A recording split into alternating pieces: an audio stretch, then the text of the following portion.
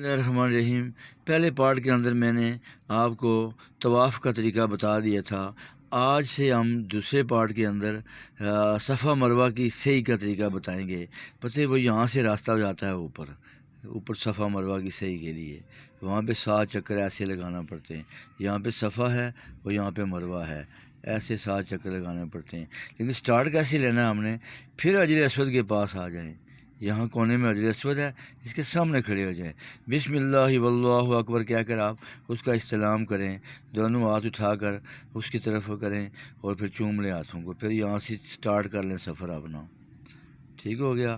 پھر یہاں سے دروازہ ہے، اوپر نکلنا ہے آپ نے، بایاں قدم باہر نکالیں مسجد سے، سیڑھیاں چڑھ کے آپ نے اوپر جانا ہے، یہاں سے آپ نے سٹارٹ لینا ہے۔ تو یہاں پہ آپ نے نیت کر لینی ہے۔ نیت کیا کرنی ہے؟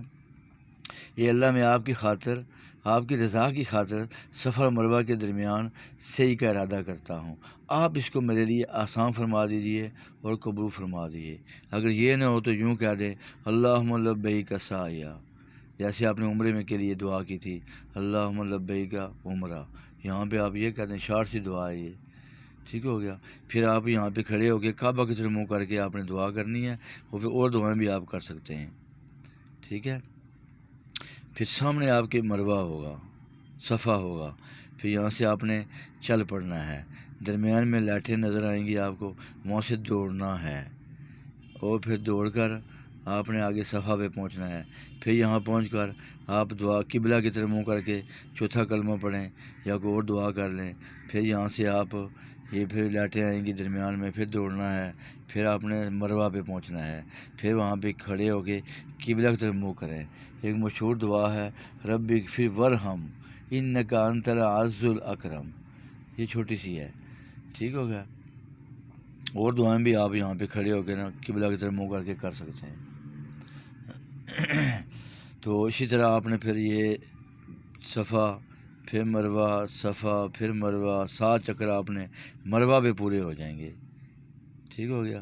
پھر یہاں پہ آپ نے دعا آخر میں کرنی ہے، کوئی دعا بھی آپ کر لیں۔ تو پھر 2 نفل کہیں پہ جگہ وہاں ملے، آپ ملتزم کے پاس دیکھیں، وہاں پہ 2 نفل آپ نے وہاں پڑھ لینے ہیں، مستحب ہیں وہ۔ پھر اس کے بعد آخری کام جو ہے آپ کا بال منڈوانے ہیں، حلق کروانا ہے۔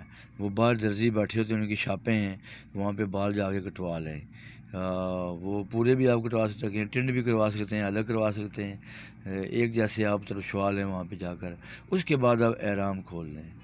تو جب احرام کھولیں گے تو پھر آپ کا یہ عمرہ مکمل ہو جائے گا۔ 7 چکر آپ نے یہ لگائے تھے، 7 چکر وہاں پہ لگا دیں گے، ٹھیک ہو گیا۔ تو یہ کتنا آسان طریقہ ہے، اس میں کوئی مشکل نہیں ہے۔ تو اللہ تعالیٰ آپ کی عمرے کو قبول فرمائے۔ فی امان اللہ، السلام علیکم و رحمۃ اللہ وبرکاتہ۔